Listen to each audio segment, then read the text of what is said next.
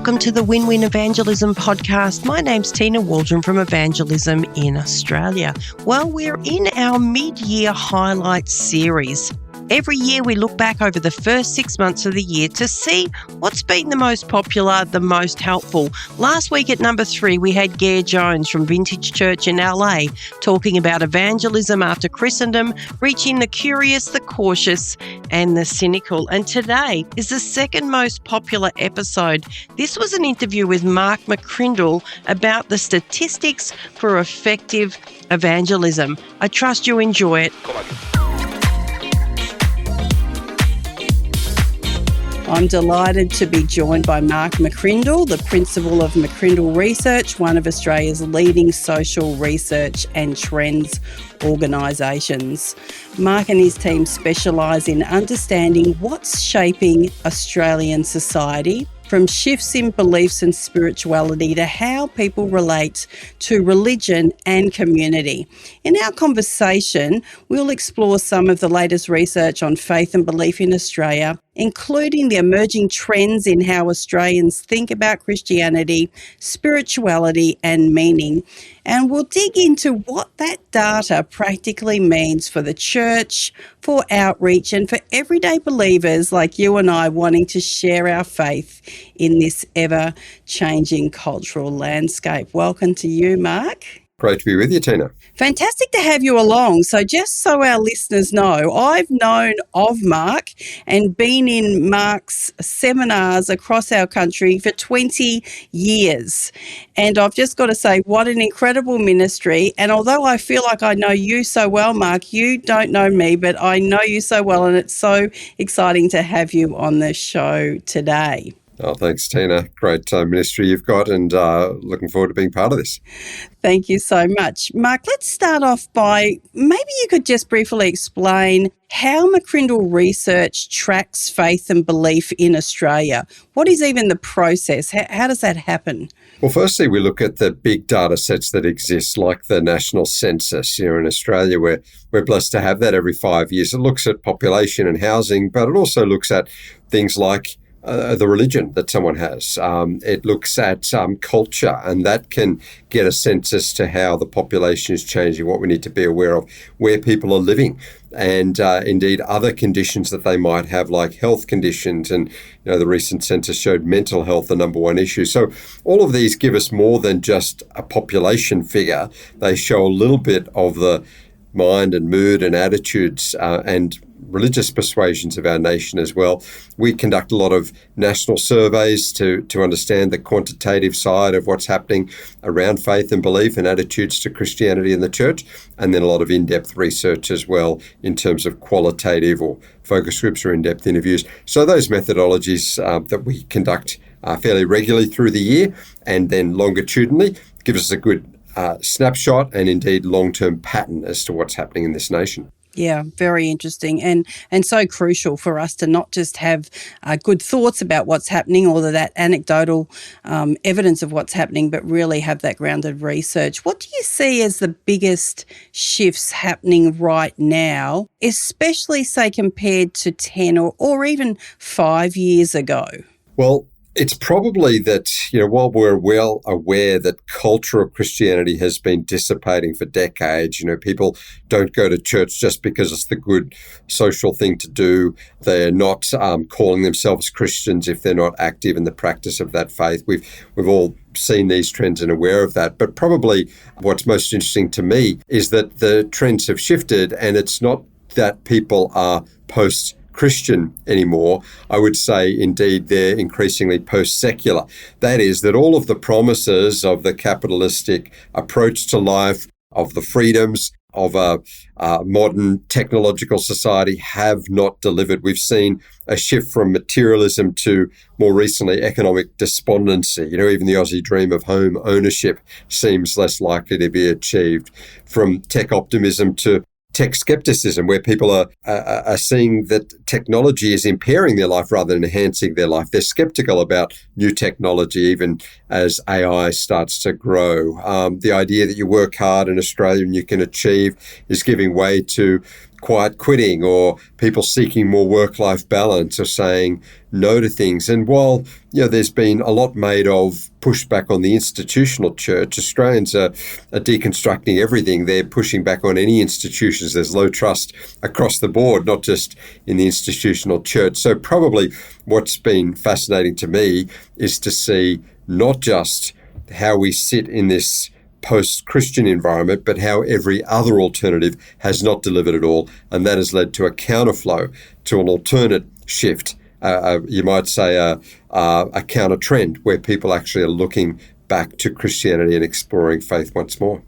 Yeah, that's a great distinction to make, that there's not just that distrust or unrest with the church as an institution, because we hear that a lot, but it's the institution in general of what's going on, something for us to think through. Some of your recent work talks about, and really ties in nicely to what you were just saying, this undercurrent of faith that we're now seeing in the nation. Can you unpack that a little bit, and why, I guess, this particular narrative is more complex than just declining numbers? Yeah, well, that's a key issue, because we're all well aware of the prevailing current, the main current that we see, and that is a shift, a drift from Christianity. In fact, in 10 years from 2011 to 2021, the total numbers of Australians in the census that identified their religion as Christianity dropped from 61% to 44%. So 1 in 3 of those who used to say Christianity 10 years later no longer did. That's a pretty clear current. But what we probably don't realize is that there's an undercurrent, and that's what our research was looking at, of people who are going the other way. About 800,000 in Australia every 5-year period who were in the no religion category are moving across to Christianity. And so that's consistent. That's nearly 2.5 million people just in that same period of time have gone from no religion to Christianity, even though a lot of people are drifting from that culture of Christianity to say no religion. So it's just to highlight that there are trends and counter trends, that there's an underflow there.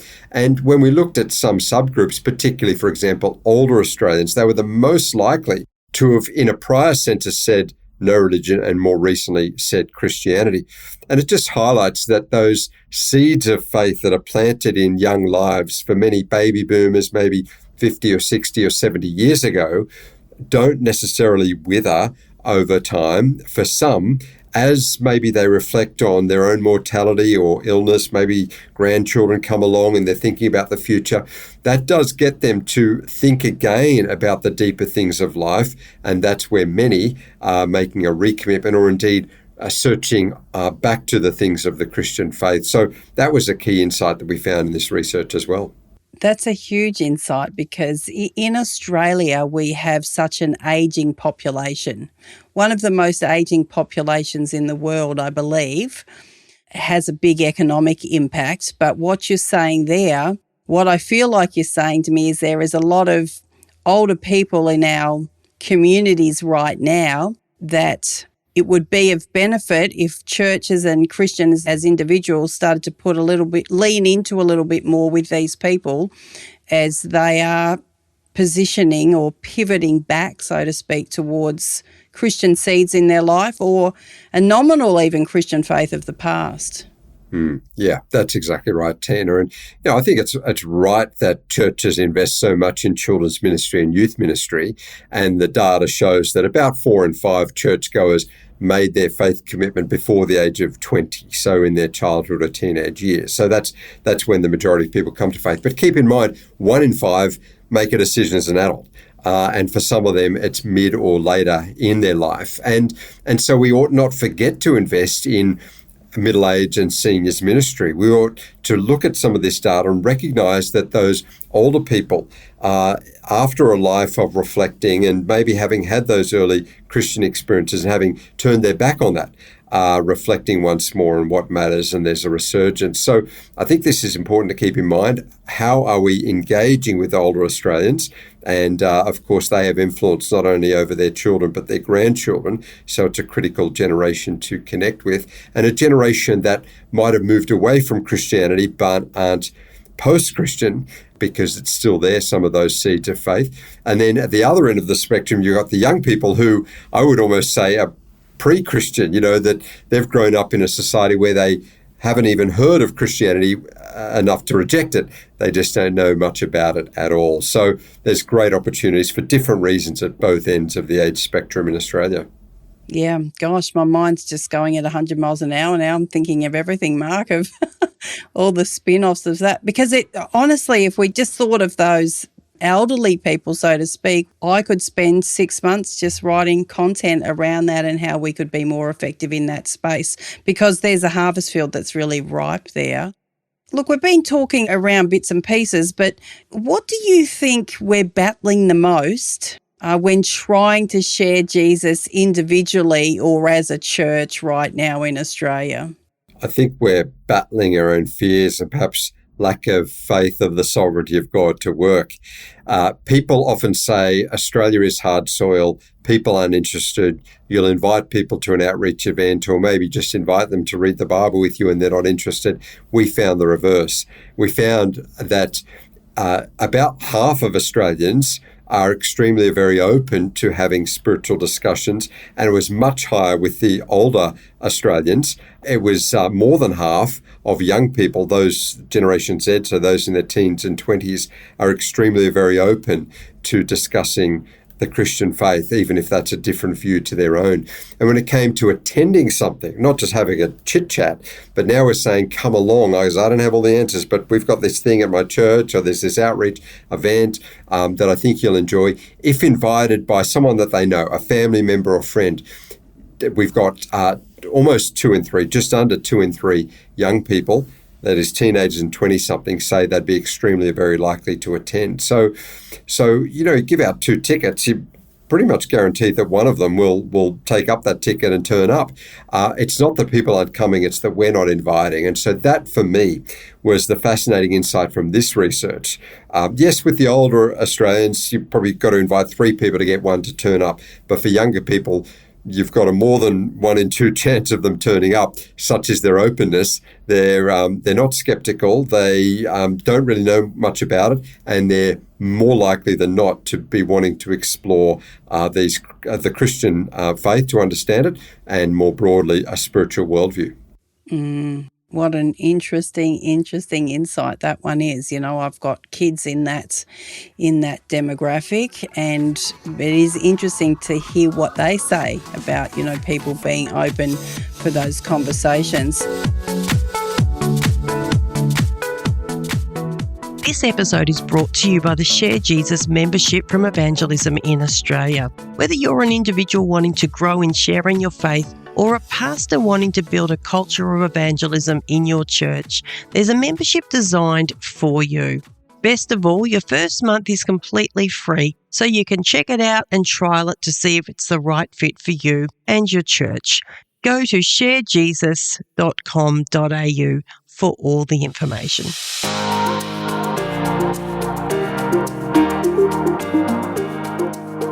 Comes to those younger ones that are open to those spiritual conversations, even if they're not overtly religious, what are the other implications of this for people wanting to share the gospel relationally rather than institutionally? Well, it's so important because this is the generation that have grown up hearing about and valuing, my truth and me doing me, or me being me. And so if we are to share with young people, or particularly think about young people sharing their own testimony with their peers, that has great power. It doesn't just have to be some apologetical theological discussion. It doesn't just have to be some well-equipped gospel message. What has power with young people is your own story, is your own experience. When we looked at what brings people to faith, the number one top-of-the-line impact of Australians when we surveyed them was hearing a story of someone who has been changed by their faith. Because Australians want to change. Everyone wants to change. Everyone wants to do better and improve. And everything else people try, it doesn't measure up because they continually fail. But when we share the story how someone else changed us, inside and broke the back of the biggest challenge we had of sin and a problematic lifestyle when we share the good news of Jesus. That is a story of change. They can see evidence of someone right in front of them, someone they know or someone that they can relate to, and that has great power. And so the power of a testimony, the power of one's own story, particularly when delivered in a relational context, has a big impact for young people today who may not know all the background of the Bible or Christianity, but they'll listen to that story and be impacted by it. Yeah, it begs the question for me. I wonder how prepared or willing people are to even share their story. I don't know if we have much research on that at all. Well, what we have found in our analysis here is that people are pretty timid, because we've grown up hearing that Australians don't like us to talk about politics or religion, that Australians are pretty easygoing, but that I want to hear from the Bible bashers, that they don't want us to get too intense about those religious things. Oh, you found religion, have you? Well, keep that to yourself. That's our perception of the Australian psyche, but it's not the current reality, particularly amongst a generation who are very open to that, who haven't, again, rejected Christianity. They haven't heard enough to make a decision on it. So, yes, if we can just be those witnesses, which is what Jesus called us to be, didn't he? He told us to go to Jerusalem, Judea, and Samaria, and the end of the earth, and not to be necessarily missionaries or apologists or preachers, but to be my witnesses, Jesus said, just to give a testimony of what Christ has done for us. So that's all we're called to be, and that's, turns out, what has great impact with this next generation today.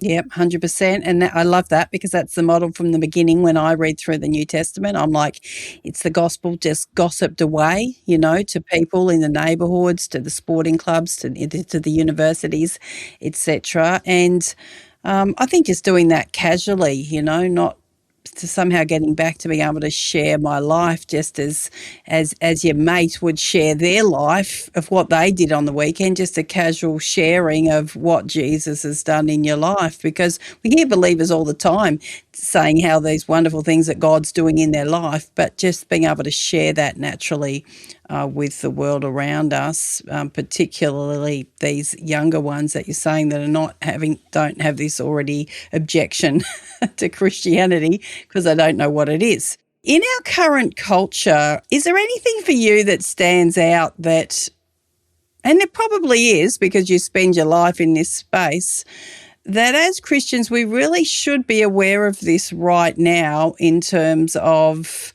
not tripping up, so to speak? What do we need to be aware of in the culture as a Christian and wanting to be that faithful witness? Well, the number one value that Australians look for is authenticity. Australians, particularly when it comes to religion, as they would say, can smell a hypocrite. And if we look at the history, even the recent history of the church in Australia, the Royal Commission into child abuse and other things, it's that hypocrisy that comes out. Christians are supposed to be, do-gooders, Australians would say, but here they are, doing these terrible things. And so they want to know that Christians can walk their talk. They want to know that we've been changed by our faith before we go introducing that to others. And that's where our story and our witness can be powerful. And we don't need all the answers in that regard. But what's remarkable is that the younger generations, when they understand the Christian message and respond to it, are the most likely to be active in the practice of that. So if you look at all of the population who said their religion is Christianity in the census, and then you look at how many of them attend church on a regular basis, for the baby boomers, the older generation, only 1 in 4 who says Christianity goes to church, because there's still a big swathe that are cultural Christians. Like, well, when I fill in the census, I tick that Christianity box or this denomination because that's what my parents were, or that's how I was raised, and that's what I tick. But they're not active in the practice of that. But by the time you get to young people, it's very different. It's almost the opposite figure than the older generations. 68% who say their faith is Christianity attend church regularly, that is weekly or at least once a month. So they are most likely, if they say their faith is Christianity, to be practicing that weekly and daily to be sincere in it. Because for a young person to say their religion is Christianity, what they're saying is they're swimming against the tide. They're going against the secular approach. They're sincere and serious about it. That's what they want to see in others as well. Someone who says, well, if your religion, if your faith is Christianity, surely you're living that out. Surely you are a Christ follower, and that's going to be evidence. So that's just another evidence that authenticity, walking your talk, being who you are. If you've got the name, the brand, I'm a Christian, they expect to see it, and certainly that's what they're doing as well. So I found that was encouraging to see that that the more we look at the census results of those particular young people ticking that Christianity box, the more it's not cultural Christianity, it's not heritage or history or ticking a box because that's how I was raised. It's because they have made a faith decision and are Christ followers. Yeah, so interesting. And yes, people want to see it. They don't want the hypocrisy. They want to see it. And Mark, I think that we underestimate how bright the Christian witness is when it's seen. You know, it's such a glaring light in the society that we live in. So it does seem like a great opportunity right now. Sure does. And we've found that we've surveyed Australians, asked them what they think of the church, what they think of different denominations, what they think of religion in Australia. And Australians are very suspicious of institutional religion. And we discussed that briefly early on, as they are any big, powerful institution, big corporates, government, etc. They're skeptical. And so the institutional church, where it seems to have power or connected to politics or maybe making decisions from on high, hierarchical, they're suspicious. But as for the local church up the road, as for the Christian ministry they see, as for the salvos or others that are doing great things when there's an issue or problem, that's their experience of the church and Christian ministry in action. They're very warm towards it. They think it's great, and they think those genuine Christians in that work are great as well. So the local church and local Christians they know are very positively regarded, even if people might have some suspicion against institutional or traditional church denominations. So we've got to keep that in mind. And what we are is not part of an institution where people that follow Christ in obedience and want to share how he's changed our life with others. So forget what people think of the institution or the denomination or the history or the brand. They are warm towards the Christians that they know, and that's a positive thing. Yes, amen, absolutely. Let me ask you a question that's a little bit left of centre, but not really. There's a lot of church planting going on in Australia now. A lot of talk around that space. You know, I'm involved a lot in that space. What would you do yourself, Mark, with all the information that you have in your mind that you know, and you had to go plant a church? What would you be thinking? What would you be doing? What would be going on in your mind? There'd be a few things there from the research. Firstly, I would make it definitely volunteer-based in terms of getting a lot of people, or as many as we can, involved in that, because that's, again, where the connection comes through the people, not just through the hierarchy. So, you know, rather than just sort of one person or a couple trying to get it done as the startup, let's try to involve others in the role, and particularly as we think about this next generation who are wanting to live out their faith in active ways, wanting to serve, wanting to volunteer. They're looking for a role. Sometimes we're almost too slow. We sort of think, well, you've got to earn the right and you've got to pay dues and are you mature enough? And there's an element to which, you know, we don't lay on hands hastily, as it were. But as for getting involved in ministry, let's give these young people a go and give them an opportunity to serve, to grow. The second thing is to make sure we're understanding the context that we're in, because churches will look different, suburb to suburb, socioeconomic to socioeconomic. The truth doesn't, the gospel doesn't, and the Bible that we teach doesn't change, but there's nuance into how it looks. And the body of Christ is diverse in all its different flavors and styles around the world, and that's true even within Australia. So while we've got a biblical pattern of church, it'll look slightly different. I think understanding the context is important in that regard. The third thing I would say is don't water down the teaching and the doctrine, because we've got a generation that not only are increasingly educated, but they're looking for substance. They're looking for something solid. They've heard a lot of hype out there.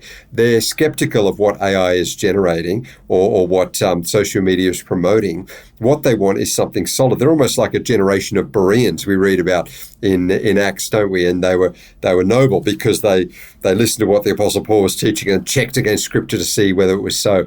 We've got a generation of young people that are wanting meat, not sort of milk. They do want solid teaching, and that's going to equip them well for their future and to defend the faith or to teach others. And I think that's maybe what we've missed over the last generation. We've probably made a very consumer-friendly church, a very seeker-friendly church, a very engaging church, easy to access. But we've left, I think, a generation bereft of biblical truth, of that Christian foundation and of good theological understanding. So don't water down the truth, ramp it up for this next generation so they also can be equipped to likewise teach others. Yeah, that's a great response. Thank you very much. And so helpful for church planters that will also be listening along to this. Mark, over the years, you have produced so much research, you've engaged with so many people, and there's so much information that McCrindle have produced. I know that we can all go to mccrindle.com.au, but I understand that you started a new initiative. You've got a kind of a subscription, and so that people can access all of that. Would you mind just telling us about that? Because not everyone knows about it. Yeah, sure. Yeah, we've put all of our 20 years of research and all of our ongoing content as well. We do 4 or 5 major research pieces a year, plus a lot of infographics and visual reports and webinars and other content. And it's all up there, all available, the full vault of all the research, fully accessible, just in a very simple subscription model called McCrindle Plus. And it's I think even a few dollars a week is sort of the cost. So it's very, very affordable. It's really low cost because we just want to create this stuff and get it out there so it can be used and you can access it and cite it and reproduce it and do what you like. So that's the McCrindle Plus service. And there's a lot of our faith-based research there as well. And I'd encourage people to grab it or go to the website and the blogs, and there's a lot of freely accessible information there as well. Yeah, it's so exciting. Thank you. And again, thank you for your time, but for the years of service in putting this together for our nation. I know there's other research organisations around the world, but to have an Australian-based organisation looking specifically in our culture, I know I speak on behalf of thousands of pastors in our nation. Thank you very much. It's been extremely helpful, and can't wait to see what you do with the census data and package it all up for us. So do all the work so we don't have to do it, so to speak. Thanks, Tina. Well, yes, another census year, so we're excited about that. More numbers, more data, and just look at changing Australia. That's what we'll be doing. So thank you. Great to chat with you, Tina, and thanks for having me on the podcast and for all that you do. Absolute pleasure. And don't forget, in the show notes, we'll produce off some questions for you that can help you or small groups in your church so you can engage with this material and more. And we'll drop all the links to mccrindle.com.au and other areas of the organisation that you can engage with. Hope this is a real blessing to you. Again, Mark, thanks for your time. Thanks, Tim.